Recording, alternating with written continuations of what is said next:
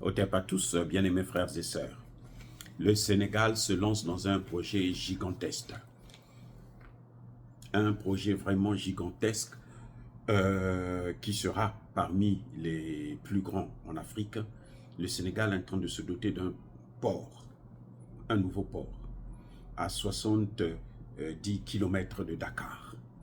Un port privé et qui va coûter plus d'1 milliard de dollars. Ok, ce sera le plus grand d'Afrique et ça va créer plus de 1600 emplois pendant la construction et à terme, on arrivera jusqu'à 22 000 emplois sur un espace de 300 hectares. Les gars, c'est une très bonne chose. Vous comprenez? C'est une très bonne chose. Je salue ceux qui ont pris l'initiative de diligenter un tel projet. Cependant, on ne peut pas s'empêcher de se poser la question de savoir, mais ceux-là qui vont engager les travaux, commencer les travaux, en si peu de temps, ils ont pu collecter de l'argent, ils ont pu mettre en place un tel projet. Vous croyez que c'est possible? Non, c'est faux. Ce projet, c'est un projet que Macky Sall a monté jusqu'à son terme. Eux ne viennent que pour exécuter au nom de la continuité de l'État. Vous voyez, Ousmane Sonko et Bassirou ne viennent que exécuter au nom de la continuité de l'État. Ce que le même Macky Sall, qu'on est en train de traîner jusqu'aujourd'hui, qu'on continue à traîner dans la boue. Les panafricanistes venaient encore parler. Vous, les panafricanistes qui vous critiquez, vous passez votre temps à critiquer Macky Sall, vous pensez que Diomaye Faye et Sonko, il faut leur donner le temps. Vous avez donné du temps à Traoré. Est-ce que, attendez. Est-ce que Traoré a eu le temps? Il est aujourd'hui le meilleur président d'Afrique, de tout un continent. Il a eu le temps. Et pourquoi eux, vous voulez leur donner le temps? Ils sont plus vieux que Traoré. Oui, ils sont plus âgés que Traoré. Vous voyez, c'est là où nous, les Africains, on a parfois des problèmes. On se dit panafricaniste, mais on n'est pas capable d'apprécier les gens à leur juste valeur. Comme c'est un parent, c'est la famille, je suis sénégalais, donc ce qu'a fait ce travail, c'est très bien. Moi, je supporte Sonko, donc c'est bien pour Sonko. Je donne les points à Sonko alors que c'est Macky Sall qui a fait. Macky Sall a fait tout le travail. Ça, c'est un. Deuxième des choses, parce que nous allons aller en profondeur. Deuxième des choses, on dit que c'est un port privé. Ce n'est pas pour l'État. Ce n'est pas pour le Sénégal. C'est un investissement étranger. Les étrangers qui viennent, qui investissent. Ce n'est pas pour un Sénégalais. Si c'est pour un Sénégalais, même moi, je vais rouler par terre. C'est très bien. Nous avons soutenu Dangote, même si on sait que Dangote, il travaille avec les Américains. Mais c'est son nom qui est là, et lui, il a sa part, il a beaucoup investi là-dedans. Il a emprunté l'argent dans les banques américaines, mais il a sa part à lui. C'est mieux.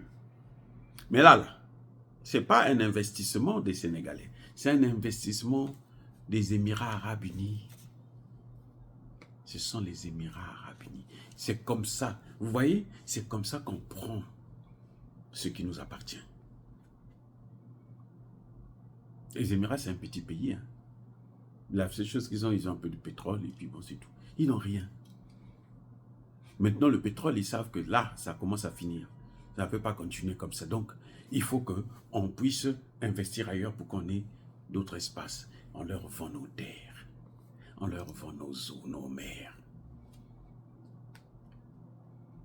Macky Sall a commencé. Ousmane Sonko et Bassirou sont venus terminer. Traoré a créé 2 entreprises de fabrication, de transformation de la tomate. 2. Avec l'argent de qui? Des Burkinabés. Est-ce que Sonko ne pouvait pas faire ça avec Bassirou? Est-ce qu'il ne pouvait pas faire la même procédure que Traoré a expérimenté? Est-ce qu'ils ne peuvent pas faire ça? Non. Pourquoi ils ne peuvent pas faire ça? Mais parce qu'ils sont tenus par les couilles. Ils sont tenus par les Occidentaux. Entre Macky Sall et Bassirou, mais c'est le tabac de la même pipe. La seule différence, c'est que Macky Sall est plus soutenu par les Français et Bassirou et Sonko, ce sont les Américains. C'est tout, c'est ça la différence. Mais les sont des impérialistes. Ce sont ceux-là qui détruisent l'Afrique. Donc, vous voyez, le port n'appartient pas aux Sénégalais. Ce n'est pas pour l'État sénégalais, c'est privé, c'est pour les étrangers. Un étranger ne développera jamais nos pays. Aucun étranger, un investisseur, ce qu'on appelle investisseur là, que ce soit bien clair.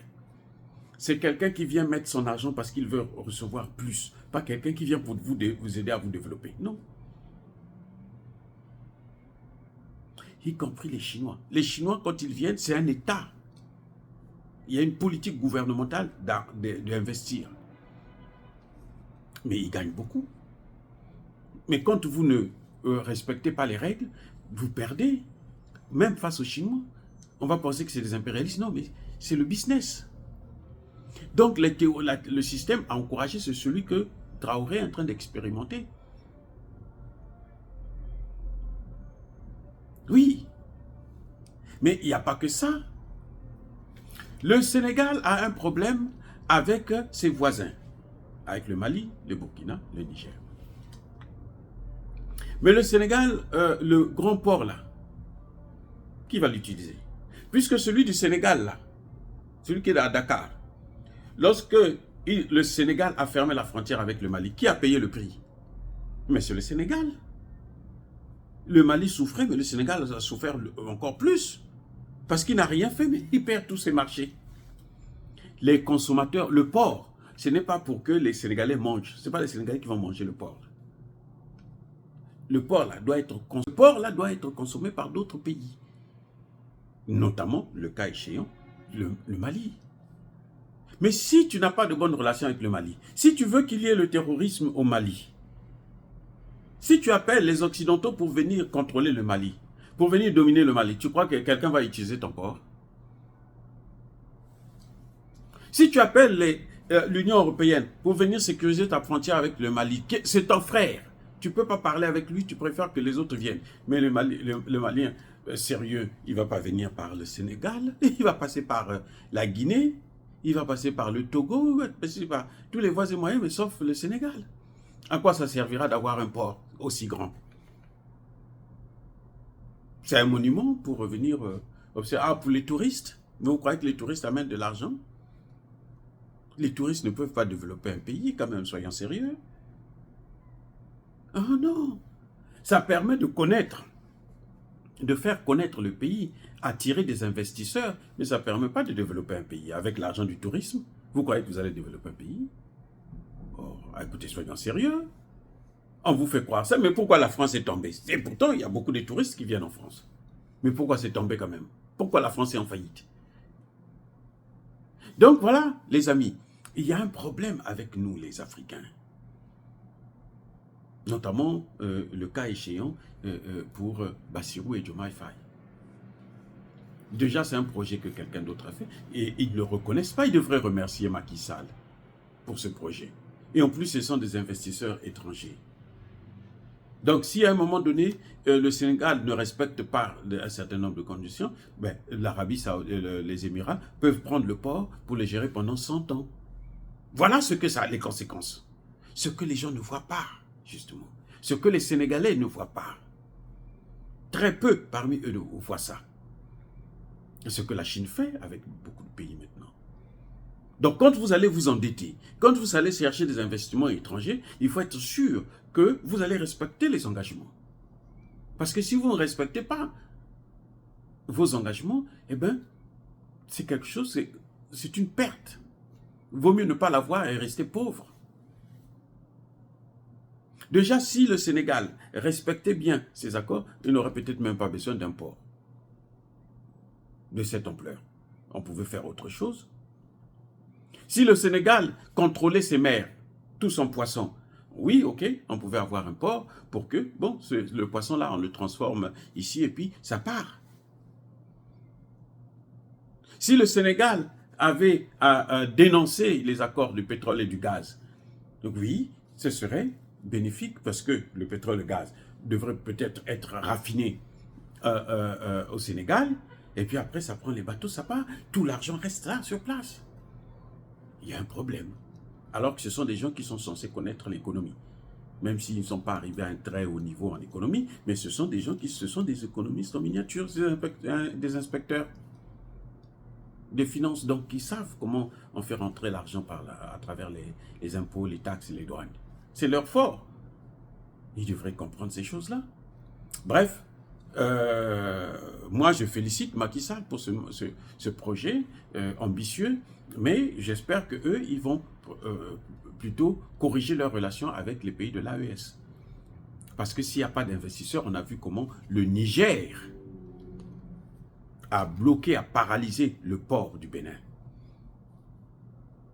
avec la fermeture de frontières. Le port du Bénin a perdu toutes ses activités.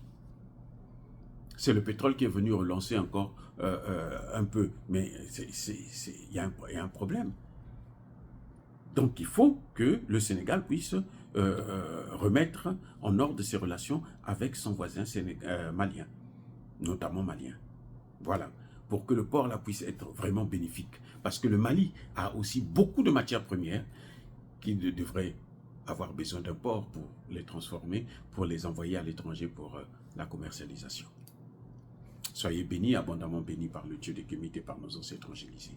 Mais que tous ceux qui persécutent le continent africain, le pillent et le déstabilisent, qu'ils soient noirs, blancs, chinois, arabes, juifs, indiens, qui qu'ils soient punis, maudits, foudroyés, neutralisés, écrasés, effacés par le Dieu des Kémites et par nos ancêtres angélisés. Vive l'Afrique éternelle, j'ai dit et j'assume.